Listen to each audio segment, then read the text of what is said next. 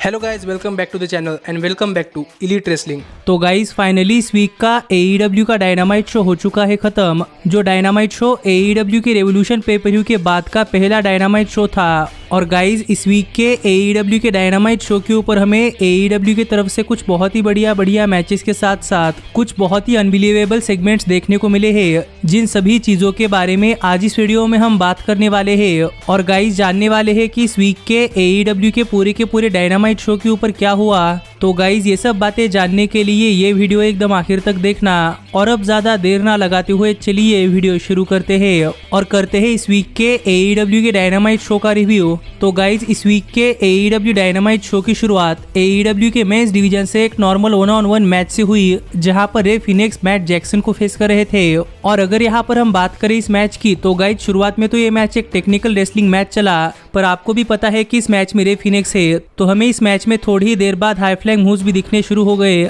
और इस मैच में मैट जैक्सन पूरी तरीके से ट्राई कर रहे थे कि मैट जैक्सन रे फिनिक्स को हाई फ्लाइंग मूव्स ना लगाने दे, और इसीलिए मैट जैक्सन ने इस पूरे मैच में रे फिनिक्स के बैक को टारगेट किया। पर इसके बावजूद भी हमें इस मैच में रे फिनिक्स की तरफ से काफी बढ़िया परफॉर्मेंस देखने को मिली है। लेकिन एक टाइम के लिए रे फिनिक्स ने एक्सीडेंटली रिंग साइड पर खड़े हुए निक जैक्सन के ऊपर अटैक कर दिया, जिससे मैट जैक्सन गुस्सा हो गए और मैट जैक्सन ने इंटेंशनली रिंग साइड पर खड़े हुए पाक के ऊपर अटैक किया। जिसके बाद ऐसा लग रहा था कि मैट जैक्सन रे फिनिक्स के ऊपर अपना फिनिशर लगाकर ये मैच जीत सकते हैं, लेकिन रे फिनिक्स ने मैट जैक्सन के फिनिशर को रिवर्स किया और मैट जैक्सन के ऊपर अपना फिनिशर लगाकर मैट जैक्सन को पिन कर रे फिनिक्स से मैच जीत चुके हैं। और ये मैच खत्म होने के बाद हमें रे फिनिक्स और यंग बक्स के बीच में एक थोड़ा सा स्टेयर डाउन देखने को मिला। पर इसके बाद हमें डायनामाइट शो के ऊपर एडी किंगस्टन और जॉन मॉक्सली इस साल के रेवोल्यूशन पेपर के आखिर में क्या हुआ ये एक्सप्लेन करते हुए दिखाई दिए। और यहाँ पर बात करते हुए एडी किंगस्टन ने कहा कि माना कि एडी किंगस्टन ने जॉन मॉक्सली के ऊपर कितना भी तगड़ा अटैक किया है,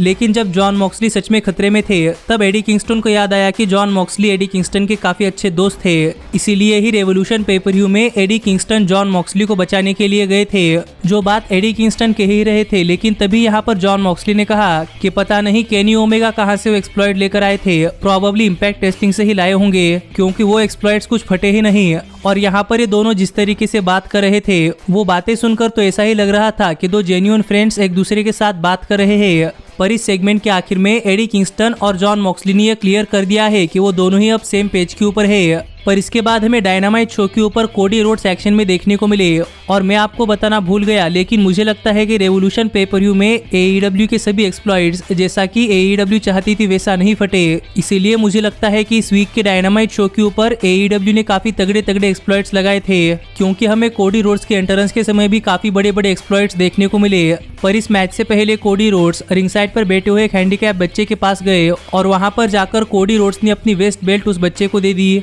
पर इसके बाद AEW के डायनामाइट शो के ऊपर कोडी रोड्स का मैच सेथ गैरगिस के अगेंस्ट हुआ, जो कि AEW के डार्क शो के ऊपर फीचर होने वाले एक लोकल टैलेंट है। और अगर यहाँ पर हम बात करें इस मैच की, तो गाइज ये मैच स्टार्ट होने के बाद कोडी रोड्स ने इस मैच में ज्यादा टाइम ना लगाते हुए सेथ के ऊपर अपना submission move figure 4 leg lock लगाया और यहाँ पर सबमिशन के सहारे कोडी रोड्स ये मैच जीत चुके हैं। और ये मैच खत्म होने के बाद टोनी शिवानी कोडी रोड्स का इंटरव्यू लेने के लिए आ गए और इस इंटरव्यू के कुछ सवालों के जवाब देते हुए कोडी रोड्स ने कहा कि टोनी शिवानी को क्या लगता है कि face of the revolution ladder match हारने के बाद कोडी रोड्स का मूड कैसा रहेगा। जो बातें कोडी रोड्स कर ही रहे थे, लेकिन तभी स्पेनिश कमेंट्री टीम के ऊपर बैठे हुए पेंटा एल जोरेयम कमेंट्री छोड़कर अपने कलीग के साथ रिंग साइड की तरफ चलते हुए आ रहे थे। और यहाँ पर पेंटागन जूनियर ने कोडी रोड्स से कुछ बातें कही, जो कि उनके कलीग कोडी रोड्स को ट्रांसलेट कर समझा रहे थे। और यहाँ पर बात करते हुए पेंटागन जूनियर ने कहा कि पेंटागन जूनियर कोडी रोड्स से काफी बढ़िया रेसलर है, लेकिन कोडी रोड्स को पेंटागन जूनियर को थैंक यू करना चाहिए, क्योंकि पेंटागन जूनियर ने कोडी रोड्स को AEW के face of the revolution ladder match में इतना नहीं मारा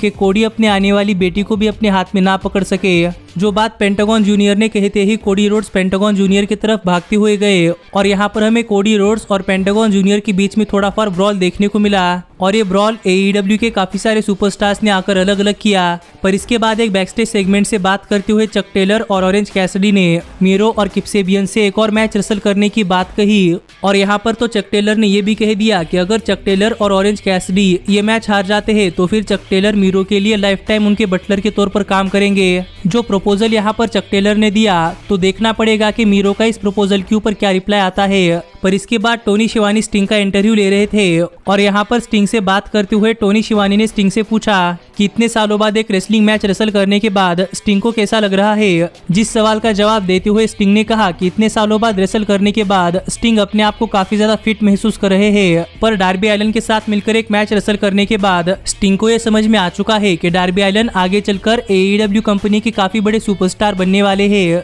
जो बात यहाँ पर स्टिंग कर ही रहे थे, लेकिन तभी यहाँ पर murder hawk monster Lance Archer आ गए और यहाँ पर आकर बात करते हुए लांस आर्चर ने कहा कि लांस आर्चर को अपने आप को प्रूव करने के लिए face of the revolution ladder match जीतने की जरूरत नहीं थी और अब लांस आर्चर चाहते हैं कि AEW लांस आर्चर के लिए कुछ अच्छा पिच करे और अगर ऐसा नहीं होता तो फिर लांस आर्चर टीवी टाइम के साथ साथ और भी बहुत सारी चीजें AEW कंपनी में से लेने वाले हैं। जो बात यहाँ पर लांस आर्चर ने कही, लेकिन सरप्राइजिंगली ये बात कहते हुए लांस आर्चर ने स्टिंग की तरफ देखा, पर आखिरकार लांस आर्चर ने स्टिंग से कहा कि ये स्टिंग का टाइम है और यहाँ पर स्टिंग को अपना टाइम एंजॉय करना चाहिए। जो बात कहकर लांस आर्चर यहाँ से चले गए और इसके बाद स्टिंग भी बैकस्टेज चले गए। पर इसके बाद हमें एक और बैकस्टेज इंटरव्यू देखने को मिला जहां पर रेवोल्यूशन पेपर-व्यू में अपना मैच बीच में ही छोड़कर जाने के ऊपर बात करते हुए क्यूटी मार्शल ने कहा कि ये सब क्यूटी मार्शल ने डस्टन रोड्स की वजह से किया है और इस टॉपिक के ऊपर क्यूटी मार्शल और ज्यादा बात नहीं करना चाहते। जो बात कहकर क्यूटी मार्शल यहाँ से चले गए, लेकिन इसके बाद हमें डायनामाइट शो के ऊपर ली जॉनसन और ईथन पेज का एक नॉर्मल 1-on-1 मैच देखने को मिला।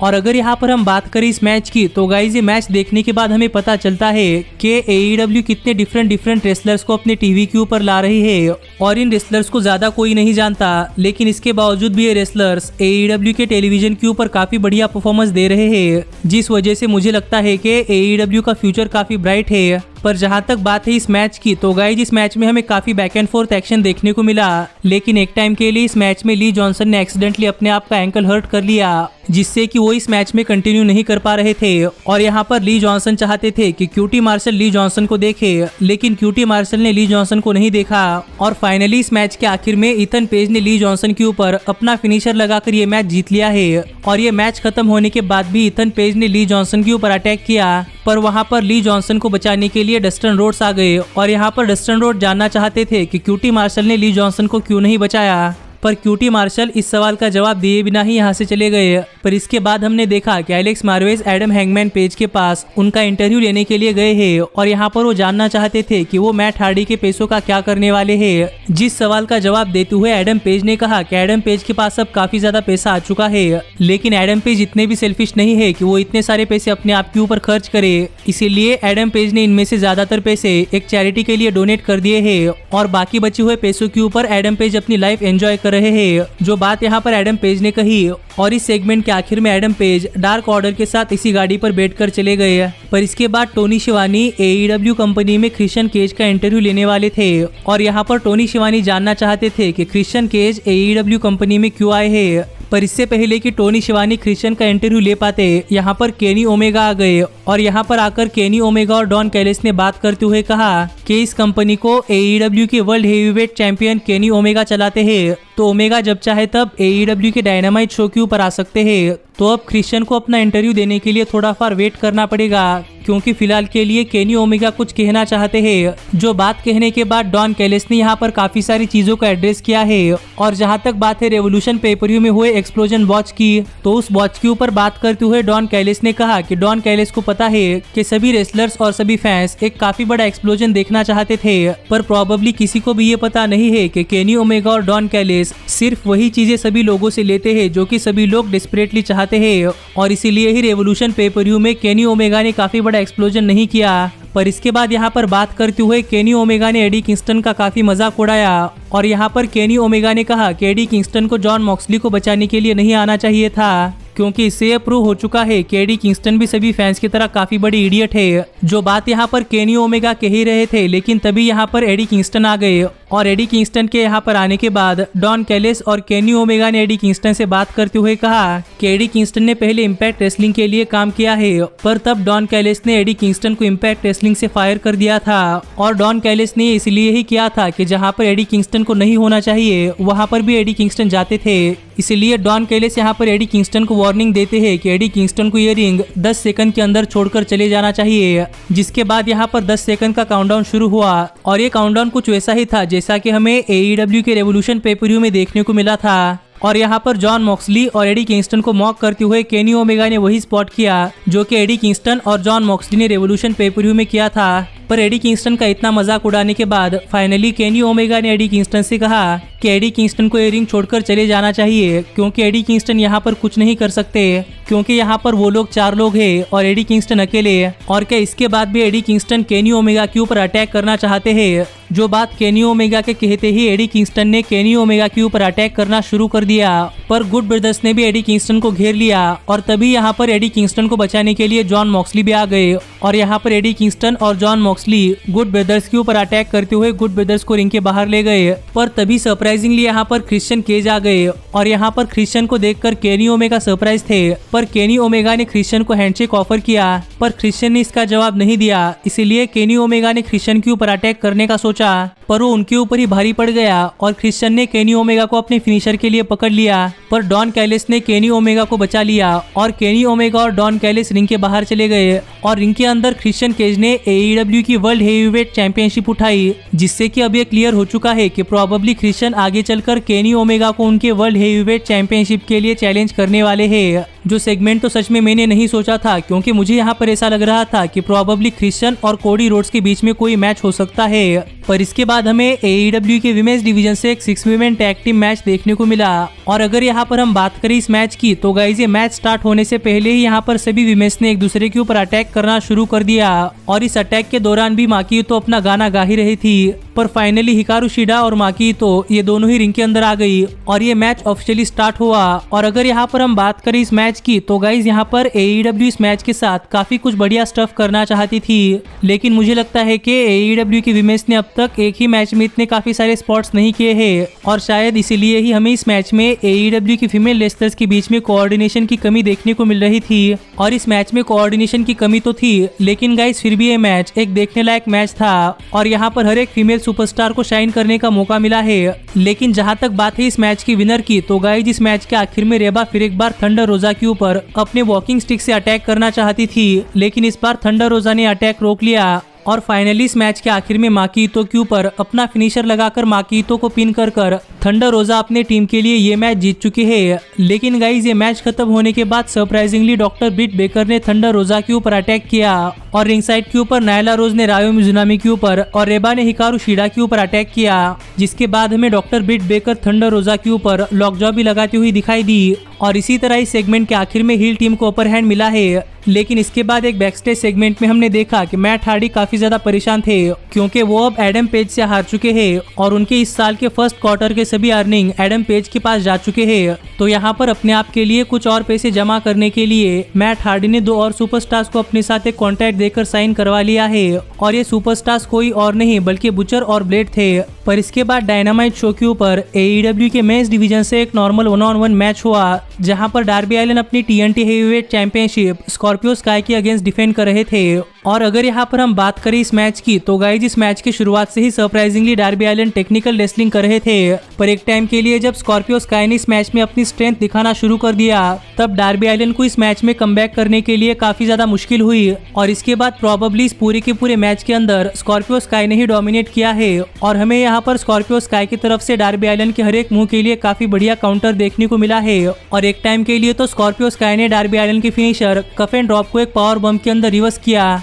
पर इतने ब्रूटल अटैक के बाद भी डार्बी एलिन किक आउट कर रहे थे। पर फाइनली जब स्कॉर्पियो स्काई ने डार्बी एलिन के ऊपर अपना फिनिशर लगाने की कोशिश की तब डार्बी एलिन ने यहाँ पर स्कॉर्पियो स्काई के ऊपर एक रोल अप पिन किया और यहाँ पर इस रोल अप पिन के सहारे डार्बी एलिन ये मैच जीत चुके हैं। और ये मैच खत्म होने के बाद हमने देखा कि डार्बी एलिन स्कॉर्पियो स्काई के पास जाकर स्कॉर्पियो स्काई को खड़े रहने के लिए कह रहे थे, पर जैसे कि मैंने आपसे कहा था वैसे ही यहाँ पर सरप्राइजिंगली स्कॉर्पियो स्काई ने डार्बी एलिन के ऊपर अटैक कर दिया, जिसके बाद कई सारे रेफरीज ने यहाँ पर आकर डार्बी एलिन को छुड़ाया है और इससे अब AEW कंपनी में स्कॉर्पियो स्काई का ऑफिशियल हील टर्न हो चुका है। और इसके बाद टाइम हो चुका था AEW के डायनामाइट शो के मेन इवेंट का और हमें सरप्राइजिंगली AEW के डायनामाइट शो के मेन इवेंट में इनर सर्कल की वॉर काउंसिल देखने को मिली और इससे मुझे लगने लगा कि हमें प्रोबेबली मेन इवेंट में काफी बड़ी बड़ी चीजें देखने को मिल सकती है। और गाइज हुआ भी कुछ वैसा ही, क्योंकि यहाँ पर अपने काफी सारे मैचेस हारने के बाद क्रिस जेरिको कह रहे थे कि प्रोबेबली इनर सर्कल को अपने अंदर एक चेंज करने की जरूरत है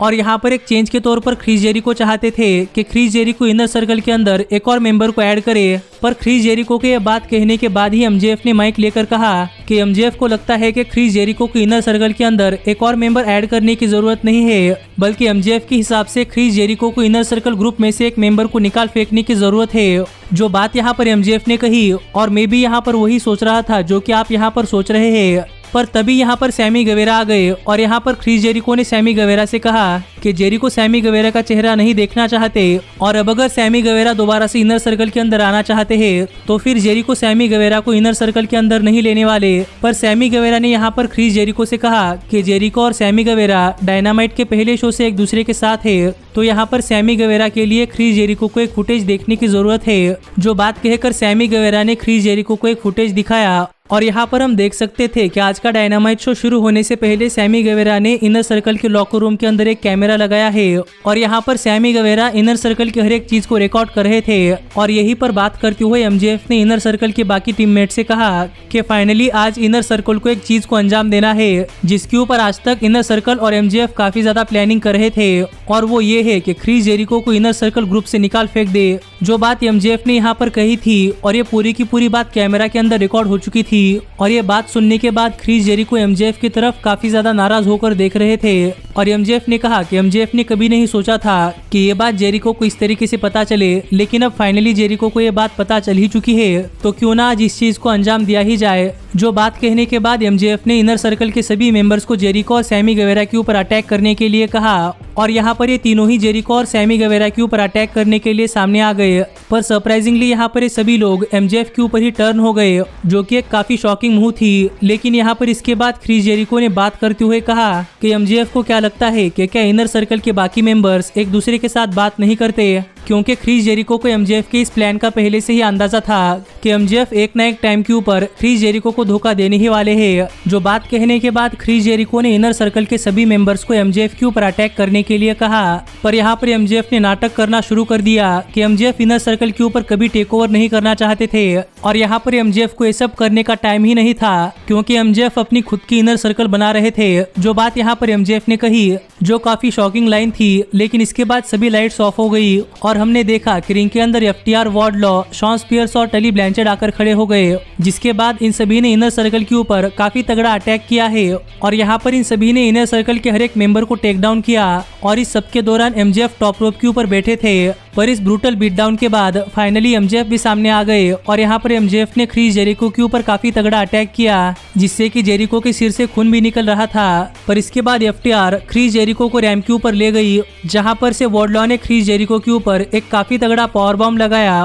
और इसी तरह इस वीक का AEW का डायनामाइट शो ऑफ एयर चला गया। जो देखा जाए तो डायनामाइट शो के आखिर में एक काफी बड़ा ट्विस्ट था, क्योंकि किसी ने भी नहीं सोचा था कि एमजेएफ शॉन स्पियर्स और एफटीआर के साथ अलाइन होने वाले हैं और मुझे लगता है कि हमें प्रोबेबली यहाँ पर AEW कंपनी की 4 हॉर्समैन फैक्शन मिल चुकी है। पर इस सब के ऊपर आप क्या कहना चाहते हैं या आप मुझे कमेंट कर बताइए। लेकिन गाइज हमारी आज की वीडियो यही तक की थी और अब मैं मिलता हूँ आपसे अगली वीडियो में, पर तब तक stay healthy, stay happy and keep watching elite wrestling.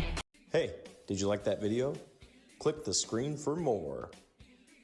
And where do you think you're going? Check out our official merchandise page and to support the entire cast. And thanks so much for being the elite. The elite, the elite. What, Nick, you're not going to sing it all with me this time?